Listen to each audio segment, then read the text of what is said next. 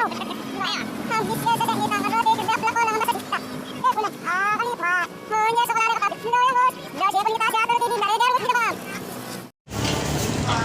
kapatid kong rider, andito na tayo sa ating location. So ngayon, ipapakilala ko sa inyo ang pinaka malupit at isa sa mga local fabricator ng ating SSX Sigma Moto5! Woohoo!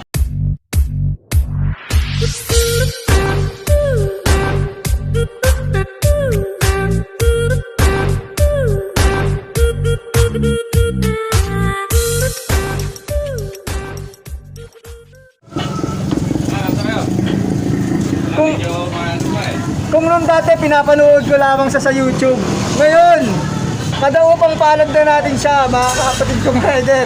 Eto, medyo busy siya. Inabala ko siya sa umagang ito.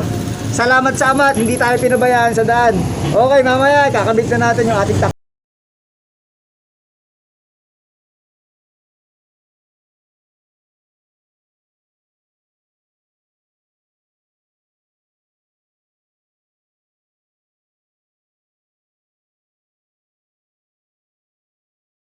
tayo sa loob ng bahay ni Jean, ni Paps. Jean, Moto5. Ngayon doon ngayon sa ginagawa ko na yun. Dinala ko kasi sa mekaniko ngayon yung ano na yung kahapon. Yung pintura. Ayan yung mga ginagawa niyang project dito, sila Invictus. Kung kayo ay subscriber at follower na Moto5, yan si Invictus.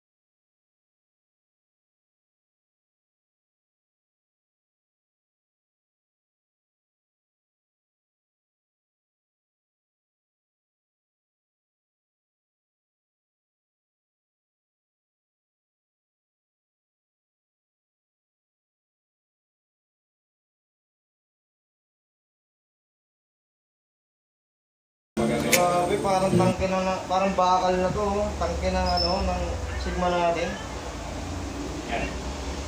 Pareha sila Sulit talaga ang pagka-answer ko ano, dito sa sponsor natin si T5, Paps. pero mas magana to. Ayan, pinapakita niya Ang sa hindi kasi atin yung sobrang bigat dahil babagal yung kayo. mga tangke. Ganun siya. Sobra, Pops. Magaan at solid na solid, Oo, napakaganda. kaya yun ang inaano ko. Ano pang hinihintay nyo? Tawag na kay Moto5.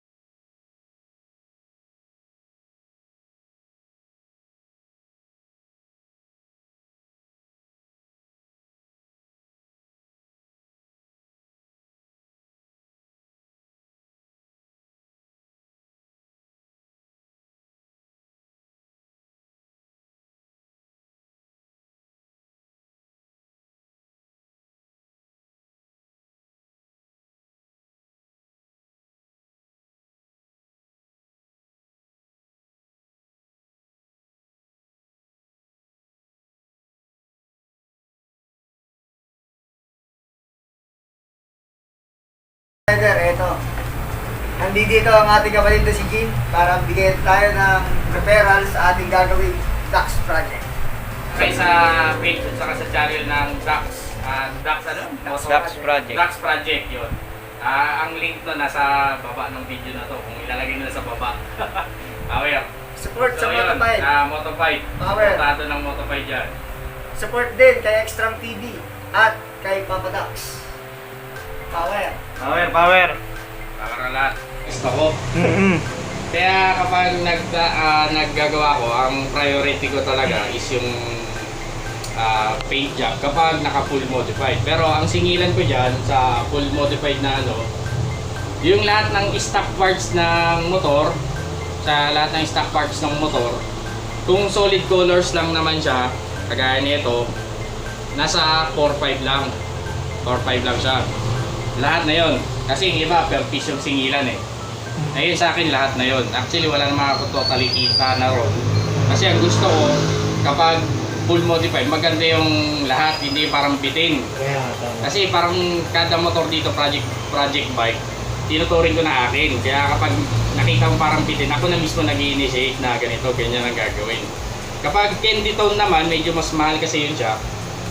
Kapag candy tone, nasa 5,000 naman siya. Kasi mas maraming pintura ang kinakain nun.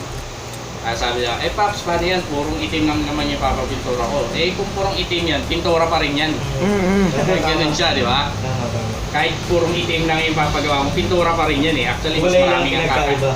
Mas marami pang kakainin yung puro lang eh. Yung isang ano lang. Ganun siya. So, pag solid colors, full modified, full fake custom job, 4.5. Mga kapatid kong riders, eto, ikakabit na ng ating matinding fabricator ang ating tank enhancer. Tara, samahan.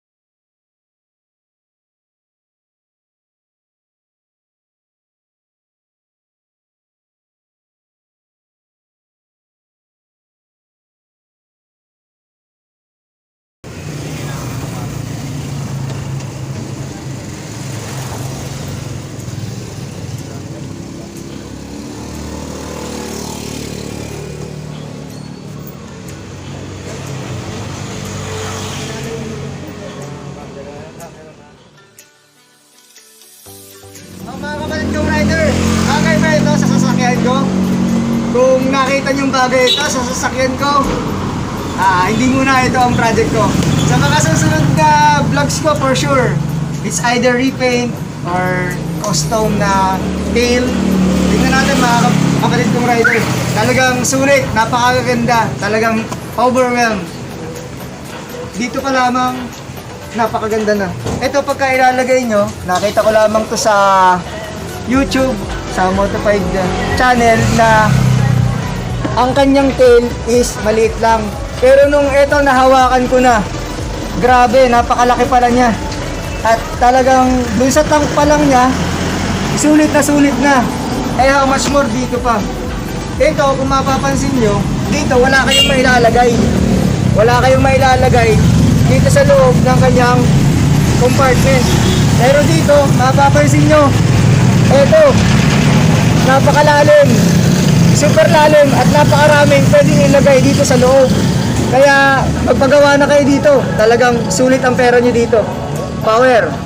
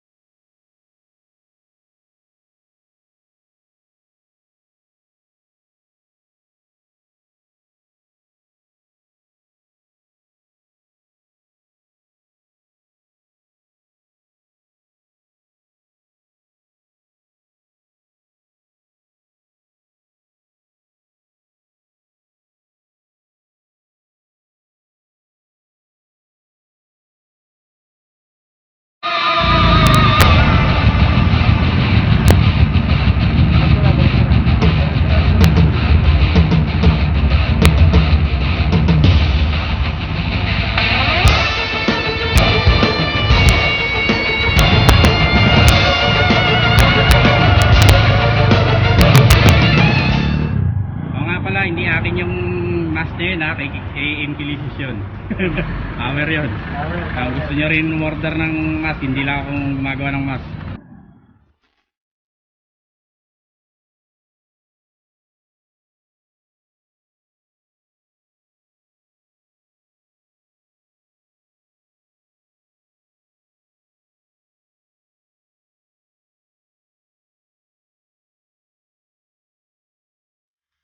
Talagang naikabit na natin Hindi lang pag ano eh. tank enhancer sa sasakyan. Napakaganda niya. At sa labas, kung makikita niyo, nakaparking siya doon. Okay. Mamaya, gawa natin ng montage. Power!